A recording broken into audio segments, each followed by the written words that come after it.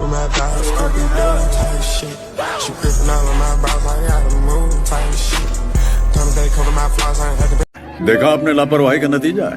চাপকে বেড়ে ছাল তুলে দিতে হয়। এই সমস্ত ছাপড়ি ছেলেগুলো কোনো কাজ বাজ নেই, একটা রেপিস্ট, একটা মার্ডারার তাকে ফলো করছে আর এই সমস্ত নাচা কোদা করে বেড়াচ্ছে। আর আমি ফ্ল্যাটম্যান, এই রোদের মধ্যে দিনে দুপুরে একটা নাকি ফ্ল্যাট দেখিয়ে বেড়াচ্ছি আপনাদের জন্য।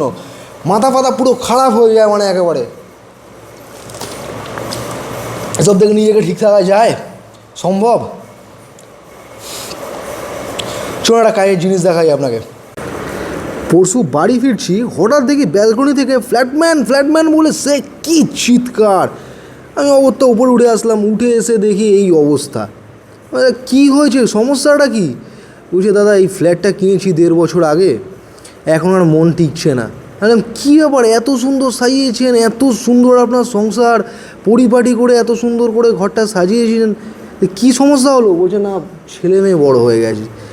ঘর বড় করুন, ফ্ল্যাট চেঞ্জ করছেন কেন?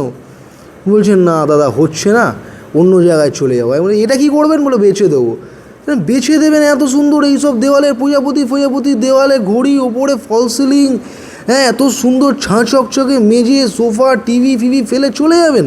কোথায় যাবেন? বলছে সল্টলেকে চলে যাবো। আমি যা বাবা, 1036 স্কোয়ার ফিটের 2 BHK, ভাবুন একবার, খালি একবার কাজটা ভালো করে দেখুন। এসব লিফট ফিফট নিয়ে তো অনেক কথা হয়, এইসব দেখুন আপনি। এত সুন্দর মডিউলার কিচেন দেখুন সাজানো, এই ঝাঁ চকচকে মেঝে, পরিষ্কার করে কিভাবে রাখে ফ্ল্যাট। এই সমস্ত সংসার ছেড়ে মানুষ 1.5-2 বছরের মধ্যেই গায়েব হয়ে যাচ্ছে। বুঝুন তাহলে কীরকম সমস্যা, নিরীহ মানুষ। আমি কতবার করে বললাম দাদা যাবেন না, এরকম আপনারই এত সুন্দর সাজানো ফ্ল্যাট কেউ এত সুন্দরভাবে রাখবে না। বলছে কী করা যাবে দাদা, ছেলে মেয়ে বড় হচ্ছে, বড় বড় ঘর চাই, বড় বড় ব্যাপার। বললাম কী আর করা যাবে। বেডরুমটা দেখুন, বেডরুমের মধ্যে একটা পিলার পড়েছিল, সেই পিলারটাকে কি সুন্দর বুদ্ধি করে সাজিয়েছে।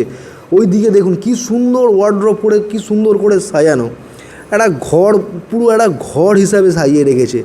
দেখুন ফ্ল্যাট তো আমরা অনেক দেখি, কিন্তু ঘর সচরাচর দেখা যায় না। ঘরের একটা আলাদা ব্যাপার আছে, একটা সুন্দর ওয়ার্ড্রপ। তবে একটা কথা বলে রাখি, যা দেখছেন এইসব কিন্তু আপনি পাবেন না যদি আপনি কিনতে আসেন। এই সমস্ত রিমুভেবল যা জিনিস আছে সব নিয়ে উনি চলে যাবেন। কিছু তো ওনাকে রাখতে হবে। বাথরুমগুলো বন্ধ, তার কারণ ওনার 2 ছেলে আছে, তারা স্নান করছে, আমি ডিস্টার্ব করিনি। এই ঘরটা দেখুন সুন্দর একদম, ঘরের মাঝখান দিয়ে ব্যালকনি চলে গেছে।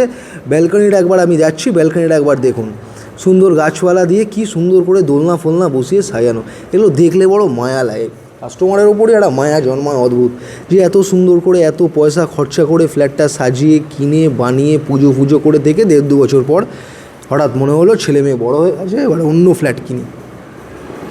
এত সুন্দর একটা সাজানো সংসার হামেশাই এরম পড়ে থাকে। তাই আপনাকে বলছি ঝুট ঝামেলা করতে আসবেন না। যদি সুন্দর এরকম সংসার চান তবেই আসুন, তাছাড়া আসবেন না। কেননা সবাইকে এসব জিনিস দেওয়া যায় না, সবাই এসব জিনিস নিতেও পারে না। দাম মাত্র 32 লাখ টাকা। দেখা হচ্ছে পরের ভিডিও।